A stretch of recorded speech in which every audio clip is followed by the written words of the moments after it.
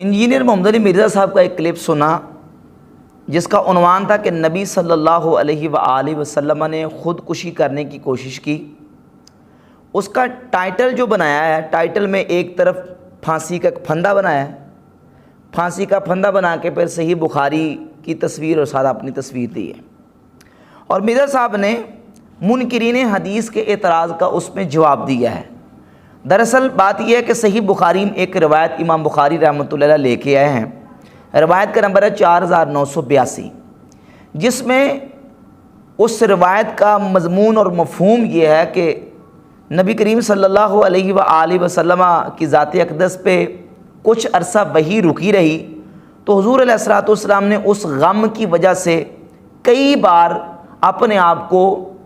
پہاڑ کی چوٹی سے گرانے کی کوشش کی، نعوذ باللہ تعالیٰ۔ اب یہ منکرین حدیث کا اس پہ ایک بہت بڑا اعتراض ہے کہ دیکھیں یہ اللہ کے نبی علیہ الصلوۃ والسلام سے اس طرح کا فعل کیسے سرزد ہو سکتا ہے، اور پھر وہ کہتے ہیں یہ فعل اس طرح کا جو نا وہ قرآن کے خلاف ہے، اور خودکشی تو کفر ہے، اور یہ تو ایک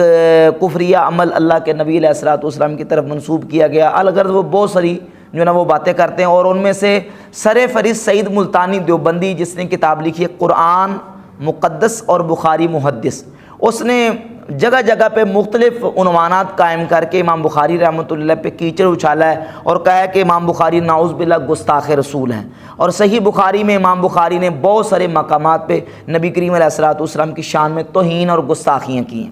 اب مرزا صاحب نے صحیح بخاری کے اس روایت کے حوالے سے امام بخاری رحمۃ اللہ کی صفائی پیش کی ہے، اور اس روایت کے حوالے سے بیان کیا ہے کہ یہ اس روایت کی جو اسنادی حیثیت وہ کیا ہے۔ میرے بیان کرنے کا مقصد یہ ہے کہ جس طرح سعید ملتانی نے صحیح بخاری پر جو الزامات گستاخی رسول کے اور اہانت رسول کے لگائے ہیں، اسی طرح مرزا جیرمی نے اہل سنت کے اکابر جو اولیاء صوفیہ ان کی کتابوں پر توہین رسالت کے اور گستاخی کے الزامات لگائے ہیں، جن میں سر فہرست سیدنا علی بن عثمان حجویری داتا گنج بخش رحمۃ اللہ کی کتاب کشف المحجوب ہے۔ اب مرزا صاحب کہتے ہیں کہ اس میں جو داتا صاحب رحمۃ اللہ علیہ نے سکر و صاحب کی بات کی ہے، اور کشف المحجوب میں سیدہ زینب رضی اللہ تعالیٰ عنہ کے حوالے سے جو واقعہ بیان کیا گیا ہے، اشارہ کیا ہے داتا صاحب رحمۃ اللہ علیہ نے، یہ اللہ کے رسول علیہ الصلوۃ والسلام کی صریح توہین ہے، گستاخی ہے، لہٰذا اس کتاب کو چوراہے میں رکھ کے آگ لگا دینی چاہیے۔ اچھا یہ گستاخی ہے، اس کو چوراہے میں رکھ کے آگ لگا دینی چاہیے، اور صحیح بخاری میں یہ جو خودکشی کرنے کا واقعہ ذکر کیا گیا ہے،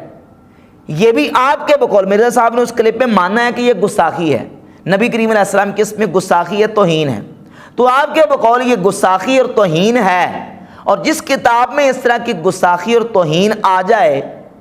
تو اس کو چوراہے میں رکھ کے آگ لگا دینی چاہیے، اور اس کو جو ہے وہ آپ کہتے ہیں کہ اس کی پبلشنگ بند کر دینی چاہیے، اس کو پبلش نہیں کرنا چاہیے۔ اگر یہ فیصلہ آپ نے کشف المحجوب کے بارے میں دیا ہے تو اسی ضابطے سے یہ فیصلہ پھر صحیح بخاری کے بارے میں بھی دیں، حالانکہ یہ فیصلہ نہیں دیا، بلکہ وہاں جان چھڑا کے مرزا صاحب بھاگے ہیں اور کہا کہ نہیں جی وہ جو صحیح بخاری میں روایت آئی ہے وہ متصل نہیں ہے، بلکہ وہ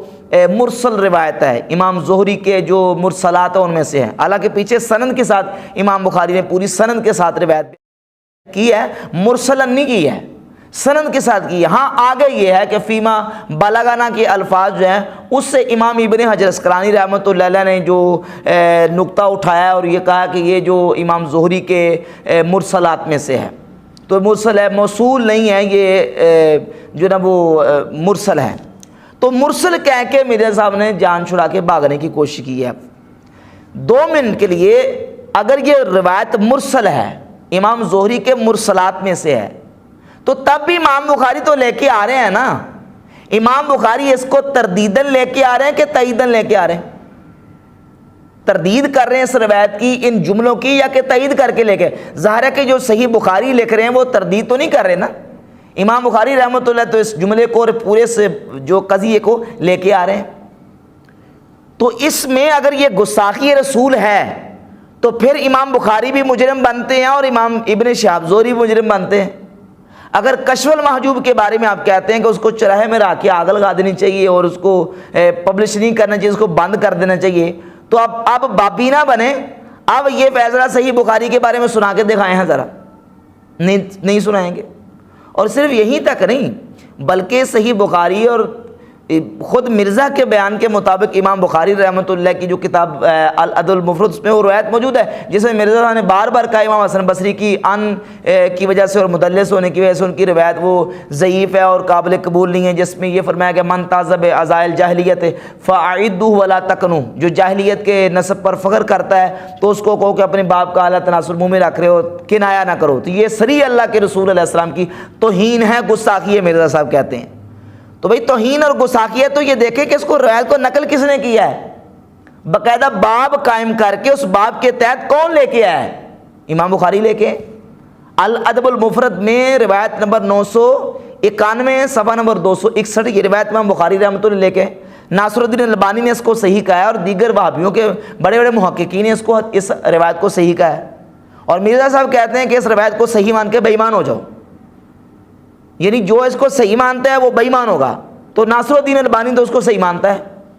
لہذا تمہارے قاعدے کلیے کے مطابق وہ کیا ہو گیا؟ بے ایمان۔ تو اب اپنے بنائے ہوئے ضابطے کے مطابق کہ جس کتاب میں اللہ کے رسول علیہ السلام کی توہین میں کوئی بات آ جائے وہ آگ لگا دینے کے قابل ہے، چوراہے اور چرسے پہ رکھ کے اس کو آگ لگا دینی چاہیے، تو امام بخاری کی کتابوں کے بارے میں تو خود اب کہہ چکے کہ یہ گستاخانہ روایات ہیں، اس میں اللہ کے نبی علیہ السلام کی توہین اور گستاخی ہے، خودکشی کرنے والی روایت میں بھی، اور یہ جو من تعذب عزائل جاہلیت ہے، جو اپنے جاہلیت کے نسب پر فخر کرے، یہ بھی آپ کہتے ہیں یہ گستاخی اور توہین ہے۔ تو یہ تو امام بخاری کی کتابوں میں موجود ہے، نہ صرف یہ موجود ہے بلکہ اس سے بڑھ کر اور بہت ساری روایات ہیں، جس طرح صحیح بخاری میں روایت نمبر 1582 ہے، نبی کریم علیہ السلام کے تہمت اتارنے کا اور حضور علیہ السلام کے نعوذ باللہ برہنہ ہونے کا واقعہ صحیح بخاری میں موجود ہے۔ صحیح مسلم میں 771 نمبر روایت ہے۔ اب یہ ساری روایتیں جو ہے، میں اس روایت کی طرف نہیں جاتا، ان پر الزامات اعتراضات ہیں، آپ کے بنائے قاعدے کلیے کے مطابق یہ جو آپ کا قاعدہ کلیہ ہے کہ جس کتاب میں کوئی اس طرح کی چیز آ جائے اس کو آگ لگا دینی چاہیے، تو پھر آپ کشف و محجوب کو صرف آگ لگانے کا فتویٰ نہ دیں، ہمت کریں اور بابی نہ بنیں اور یہ فتویٰ ان کتابوں کے بارے میں دے کے دکھائیں ہیں ذرا، لیکن ایسا نہیں ہوگا۔ اب ان کا صحیح محل کیا ہے، ان کی تعویلات کیا ہیں، یہ ایک الگ مسئلہ ہے۔ اور پھر وہ جو امام زہری کے حوالے سے کہ یہ مرسلات میں سے، یہ متصل سند کے ساتھ بھی امام محمد بن سعد جو ہیں المتوفیٰ 230 ہجری، امام بخاری رحمۃ اللہ سے پہلے ان کا وفات ہوئی ہے، الطبقات الکبریٰ کی جو پہلی جلد ہے، اس کے صفحہ نمبر 94 پہ متصل سند کے ساتھ اس کو سیدنا عبداللہ بن عباس رضی اللہ تعالیٰ عنہ سے اس واقعے کو لے کے آئے۔ تو اب یہ ساری توہین رسالت اور گستاخی ہے، تو پھر یہ ساری کتابیں جو یہ آپ کے قاعدے قانون کی روشنی میں نعوذ باللہ آگ لگا دینے کو، جلا دینے کے قابل ہیں۔ یہ صرف فتویٰ کشف المحجوب کے لیے ہے کہ باقی ساری کتابوں کے لیے بھی ہے، یا کہ صرف اولیاء اللہ اور صالحین اور صوفیاء سے لوگوں کو بدزن کرنے کے لیے آپ یہ ڈونگرے چاہ رہے ہیں؟ تو پتہ چلا کہ آپ علمی کتابی نہیں ہیں بلکہ آپ کیا ہیں، بابی ہیں اور بابوں کا دفاع کرتے ہیں، اور ایک موڑ پہ آ کے بابوں کا دفاع آپ کرتے ہیں۔ یعنی اگر سیدنا داتا گنج بخش علی جویری رحمۃ اللہ علیہ نے کشف المحجوب میں سیدہ زینب رضی اللہ عنہ کے حوالے سے جو واقعہ تفاسیر میں موجود ہے وہ نقل کیا ہے، تو آپ کہتے ہیں اس کو آگ لگا دینی چاہیے۔ اور دیکھیں جی اتنی بڑی اللہ کے رسول علیہ السلام کی گستاخی ہے، حالانکہ وہی واقعہ جو داتا صاحب نے بیان کیا ہے وہ تو اشارہ کیا داتا صاحب نے، اور وہ بھی اپنی طرف سے واقعہ بیان نہیں کیا، بلکہ انہوں نے صحاب و سکر کے حوالے سے جو گفتگو کی ہے اس میں دو موقف بیان کیے، طیفوریہ کا اور جنیدیہ کا۔ سیدنا طیفور بن عیسیٰ بایزید بستامی رحمۃ اللہ، جن کو حافظ ذہبی نے سیر الاعلام النبلاء میں لکھا ہے سلطان العارفین،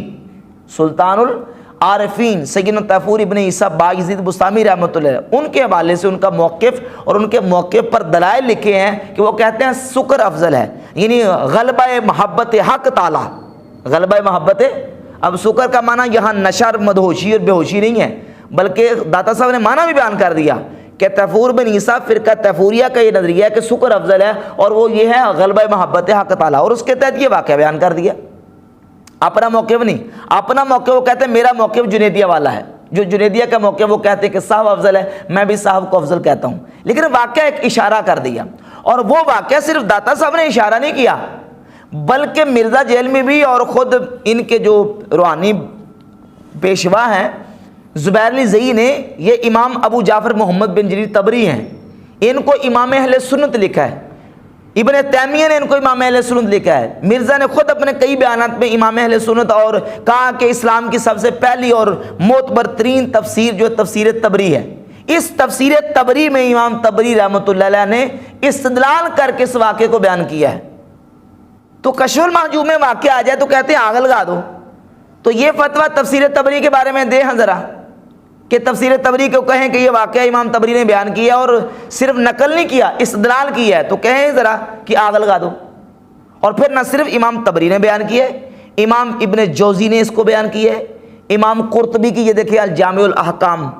یہ تفسیر قرطبی اس میں بیان کیا ہے، روح المعانی میں امام علامہ علوسی نے بیان کیا ہے، امام ابن جوزی نے زاد المسیر میں بیان کیا ہے، اور اہل تشیع کی جو معتبر تفاسیر ہیں یہ دیکھیں، منہج الصادقین ہے فتح اللہ کاشانی کی، اس میں بھی اس نے واقعہ بیان کیا ہے، یہ علامہ طبرسی کی مجمع البیان ہے، اس میں بھی اس نے پورا واقعہ بیان کیا ہے، اور یہ تفسیر قمی ہے علامہ قمی کی، بہت بڑے مشہور ان کے عالم ہیں شیعہ کے، اس نے بھی اس واقعے کو بیان کیا ہے، اور تقریباً مفسرین نے اس واقعے کو بیان کیا۔ تو یہ سارے کے ساری کتابیں جو ہے نا وہ آگ لگا دینے کے قابل ہیں، یہ سارا کے سارا جو کشف المحجوب کے بارے میں فتویٰ دے رہے ہیں ان کے بارے میں دیں ہیں ذرا، ٹھیک ہے نا جی۔ تو یہ سارے کا سارا جو انہوں نے ڈونگ رچایا ہوا ہے وہ صرف اولیاء اللہ کے خلاف لوگوں کو بھڑکانے کے لیے اور صوفی کرام علیہم رضوان سے لوگوں کو بدظن کرنے کے لیے۔ پھر جب ہم کہتے ہیں نا کہ جو بات کسی کتاب میں کوئی غلط یا کمزور آتی ہے تو اس کو چھوڑ دو، جو صحیح چیز ہے اس کو لے لو، تو مرزا صاحب کہتے ہیں کہ پھر صحیح بھی کیوں لیں، اس سے صحیح ہم قرآن سے لیں گے حدیث سے لیں گے۔ تو بھائی مرزا صاحب قرآن کے بعد جس کو آپ صحیح مانتے ہیں صحیح بخاری کو، آپ کے بقول اس میں گستاخی رسول موجود ہے، تو پھر منکرین حدیث کو کیا جواب دیں گے؟ وہ کہیں گے ہم پھر بخاری سے بھی کیوں لیں، ہم صحیح قرآن سے لیں گے۔ پھر ہم کس سے لیں گے؟ قرآن سے لیں گے، بخاری سے کیوں لیں پھر؟ کیونکہ بخاری میں تو آپ کے بقول اللہ کے نبی علیہ الصلوۃ والسلام کی گستاخیاں اور توہینیں موجود ہیں۔ اور پھر یہاں مرزا صاحب آخری جواب یہ دیتے ہیں کہ دیکھیں جی بخاری مسلم کے صحیح ہونے پر جو ہے نا وہ اجماع امت ہو چکا ہے، حالانکہ یہ بات بھی بالکل سرے سے غلط ہے۔ اجماع امت کہاں ہے؟ امت کا اجماع تو مطلب ساری امت مانتی ہے کہ یہ صحیح کتابیں ہیں، ساری امت کہاں مانتی ہے؟ شیعہ مانتے ہیں؟ شیعہ کب مانتے ہیں؟ شیعہ تو بخاری شریف کو نعوذ باللہ میں بیان سنا سکتا ہوں، شیعہ علماء کے حسن اللہ یاری کو سن لیں، وہ تو بخاری شریف کو بخاری بدماش کہتا ہے نعوذ باللہ علیہ باللہ تعالیٰ، مسلم شریف کو نعوذ باللہ مسلم بدماش کہتا ہے علیہ باللہ۔ وہ کہاں مانتے ہیں؟ وہ تو مانتے ہیں اصول کافی کو، فروع کافی کو، الاستبصار کو، من لا یعذر الفقیہ کو، تہذیب الاحکام کو، ان کتابوں کو مانتے ہیں۔ بخاری مسلم کو وہ کب مانتے ہیں؟ لہذا اجماع والی بات نہیں ہے۔ اور پھر اگر اہل سنت کے اجماع کی بات آپ کرتے ہیں تو وہ اہل سنت کا اجماع ان کتابوں کے 100% 100% صحیح ہونے پر کس صدی میں ہوا ہے؟ ذرا بتائیں مجھے، کہاں لکھا ہے کہ ان کتابوں کی ہر جو بات ہے وہ 100% صحیح ہے؟ اور یہ اجماع جو ہوا ہے کس صدی میں، کس نے کہا ہے، کہاں لکھا ہے؟ کوئی بات بھی نہیں ہے۔ ایسے اپنی طرف سے تحکم اور سینہ زوری کے ساتھ اجماع بنائے بیٹھے ہیں، حالانکہ صحیح بخاری میں بہت ساری جو معلق روایات ہیں تعلیق لے کے ضعیف روایات ہیں، اور خود مرزا بھی مان گئے کہ اس میں جو امام ابن شہاب زہری کی جو مرسل روایت ہے وہ نبی کریم علیہ السلام کی گستاخی ہے، بے ادبی ہے۔ تو اور پھر بات یہ بھی ہے کہ اگر صحیح بخاری اور مسلم کے بارے میں محدثین نے اتفاق کیا ہے 6 7ویں صدی میں، اگر کر بھی لیا ہے اتفاق کہ اس کی متصل جو سندیں ہیں وہ صحیح ہیں ساری کی ساری، تو آپ کو 6 صدی اور 7ویں صدی کا اتفاق امام ابن صلاح یا دیگر علماء نے جو لکھا ہے وہ اگر آپ کو قبول ہے تو جو امت کا اہل سنت کا ائمہ اربعہ کے مجتہدین کی تقلید پر اتفاق ہو چکا ہے، وہ آپ کو قبول کیوں نہیں ہے؟